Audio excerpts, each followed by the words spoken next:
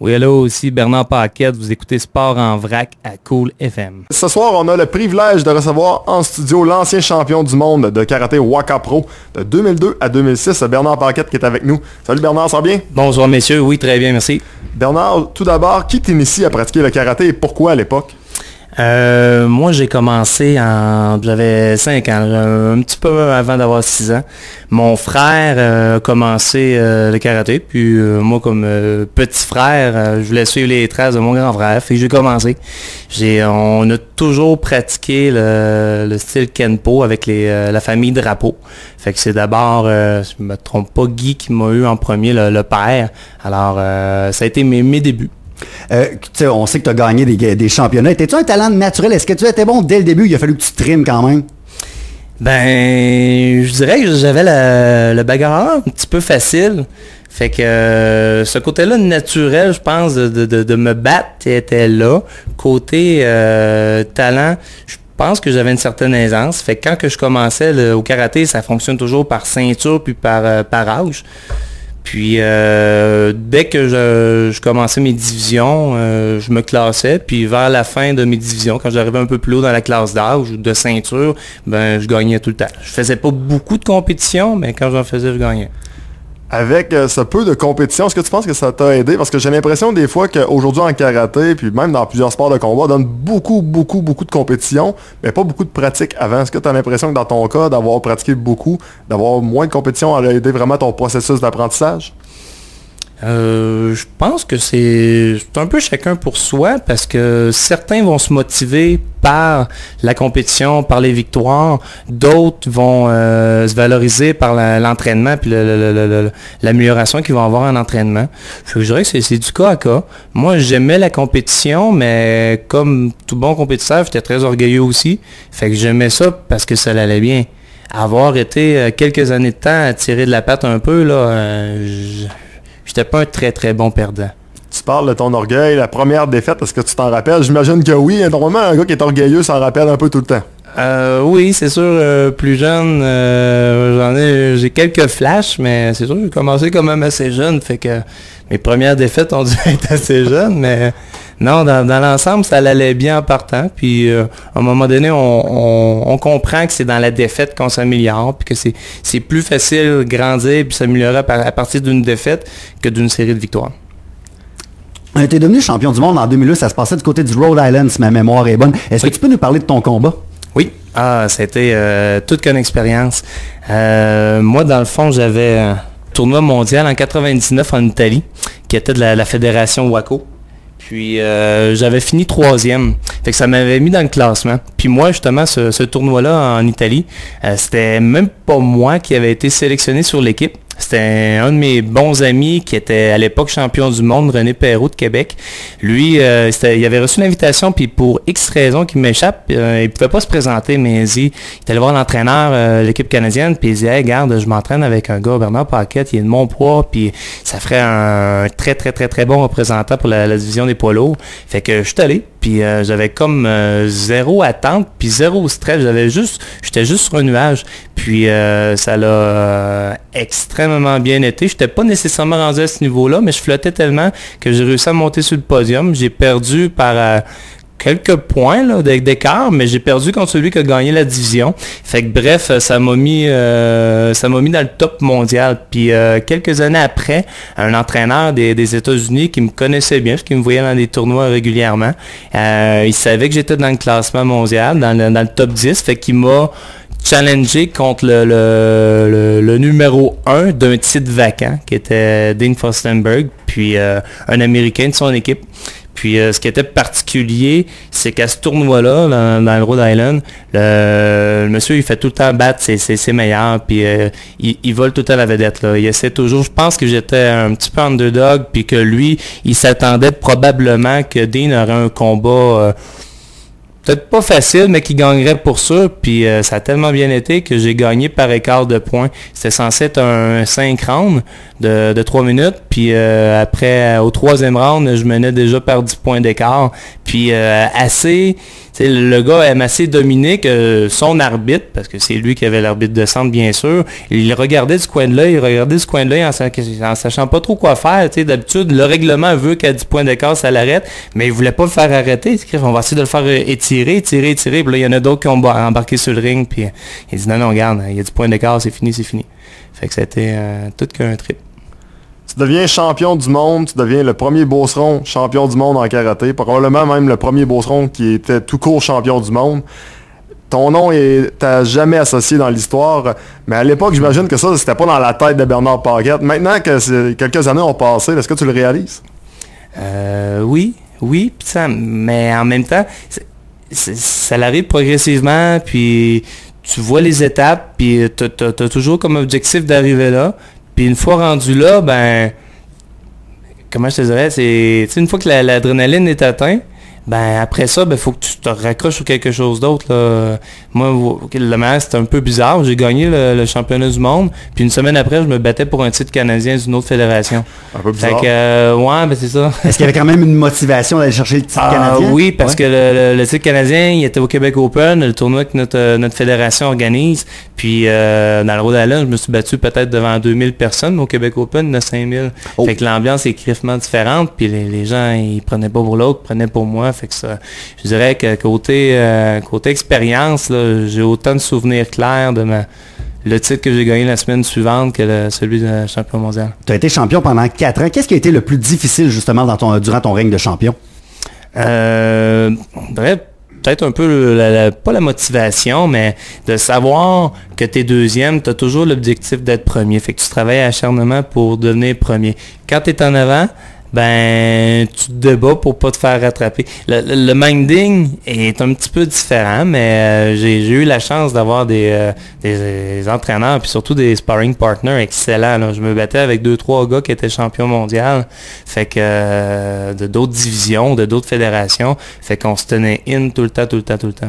Combien de défenses au total? Est-ce que tu as le chiffre exact?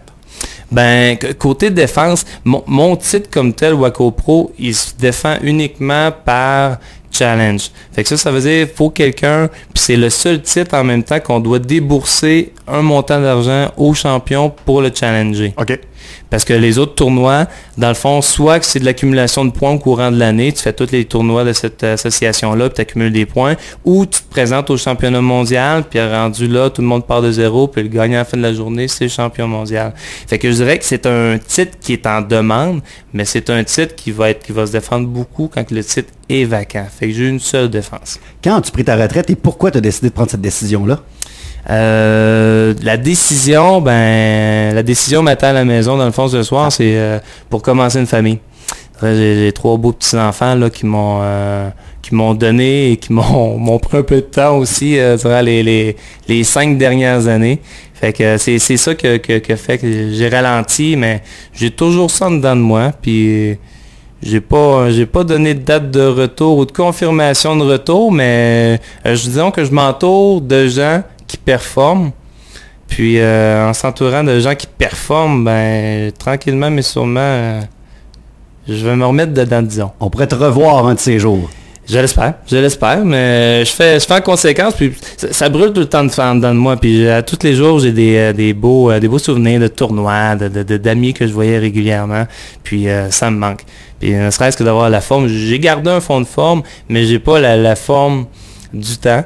Puis je suis persuadé à 100% que je suis capable d'aller la récupérer, mais c'est ça. Il reste à savoir si je vais avoir le guts de mettre des choses qui sont importantes pour moi, les mettre un peu de côté pour m'entraîner plus.